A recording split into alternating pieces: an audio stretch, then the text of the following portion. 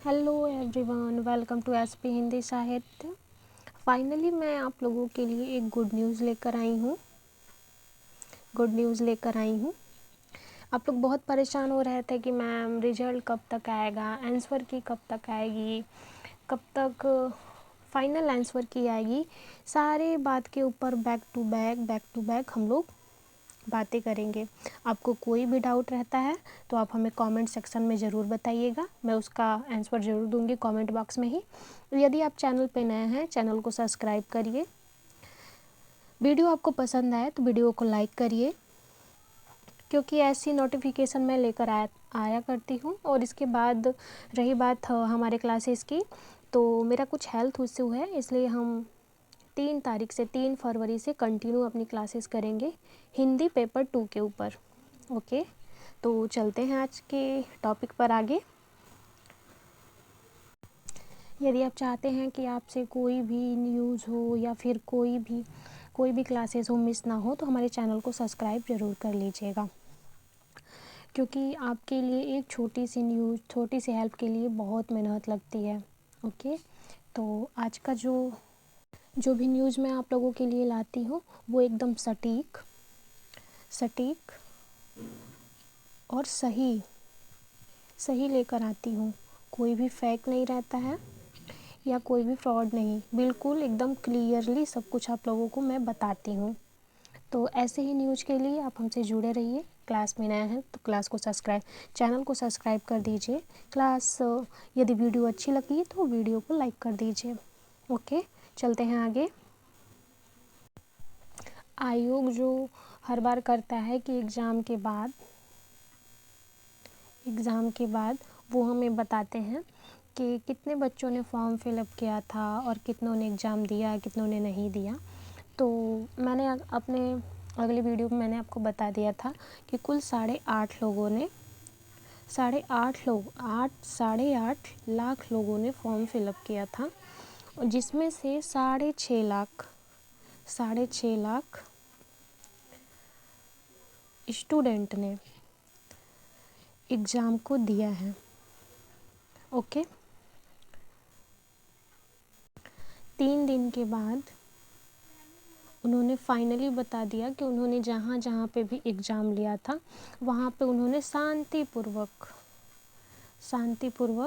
Exam को करा लिए, बिना किसी रुकावट के।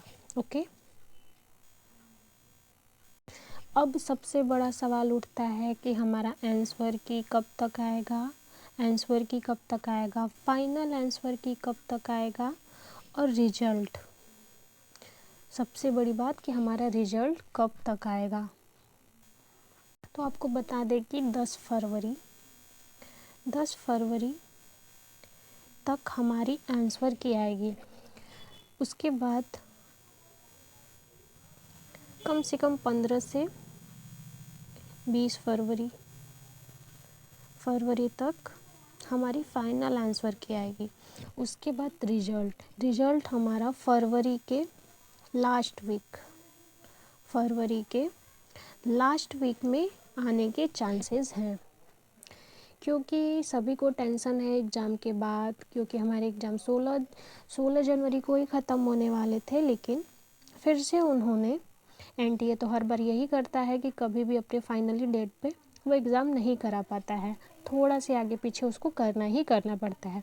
इसलिए हमारे एग्ज़ाम जो 16 जनवरी को ख़त्म हो रहे थे वो हमारे 27 जनवरी को ख़त्म हुए हैं। तो हम यही अनुमान लगा के आपको बता सकते हैं, जैसे कि पिछली बार कैसे हुआ था, पिछली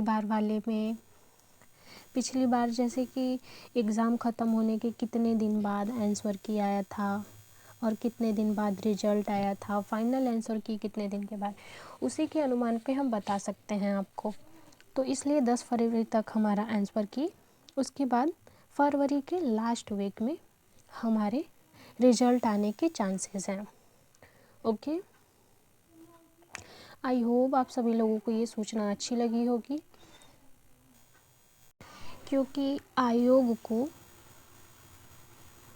केवल एक ही रिजल्ट नहीं बनाने हैं, 3 रिजल्ट बनाने हैं। फर्स्ट जेआरएफ, सेकंड पे है हमारा नेट, नेट, और थर्ड पे है हमारा PhD,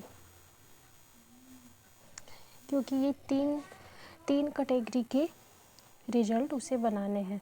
तो रिजल्ट जब 6.5 लाख बच्चों ने दिया है तो जाहिर सी बात है कि काउंटिंग करने में, मिलान करने में थोड़ा सा उन्हें वक्त लग सकता है। इसलिए हम ये मान के चल सकते हैं कि कम से कम 25 डे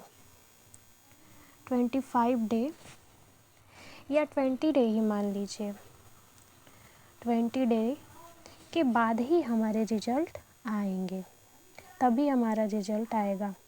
ओके, क्योंकि उससे पहले रिजल्ट आने के चांसेस बहुत कम हैं, क्योंकि फाइनल आंसर की में भी थोड़ा सा समय लगता है, क्योंकि 2 दिन के लिए तो आंसर की ही खुलेगा, उसके बाद फिर उस पर क्लेम किया जाएगा स्टूडेंट के द्वारा, क्लेम के बाद फिर से वो 10 दिन के बाद हमें फाइनल आंसर की